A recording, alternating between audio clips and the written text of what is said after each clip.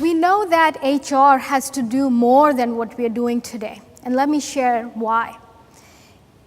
In a global study that was done by the Economist Group just last year, they polled CEOs and CFOs from around the world, the US, Europe, Asia, Africa, and guess what they found when they asked these CEOs about how well the HR function was performing?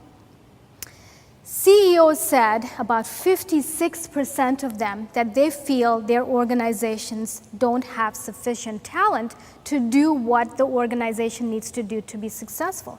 That's about half of them. Another close to half, 43%, said they don't have sufficient leaders.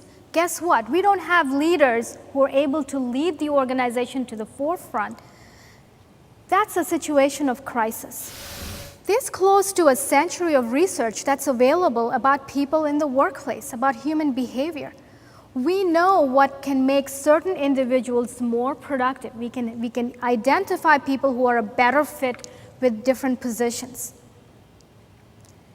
And so why not use that science? And that's essentially what evidence-based talent management is.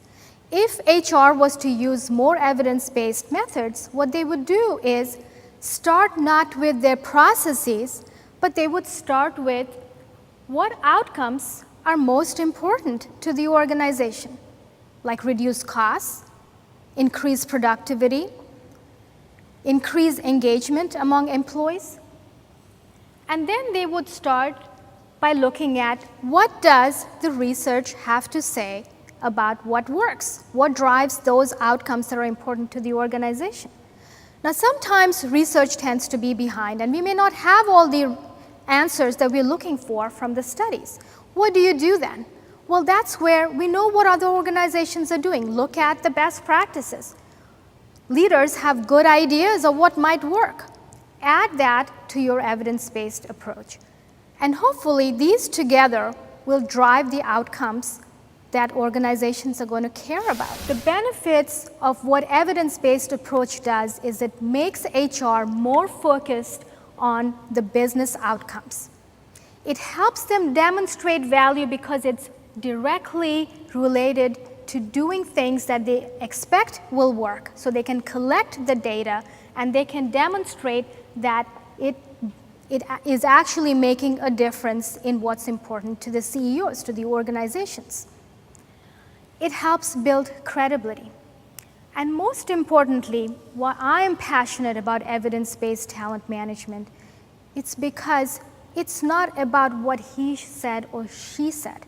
It's about using objective methods to make decisions. When organizations use objective methods, all of us individuals benefit. Because if we have the capability, we have an equal chance of being placed in a position or given an award. Evidence-based management is about fairness, it's about equality, and it's about doing things that produce results. What studies show is when organizations have better talent management practices and more practices that are around managing the employee life cycle, like I described, they tend to outperform their competition by 5 to 22%.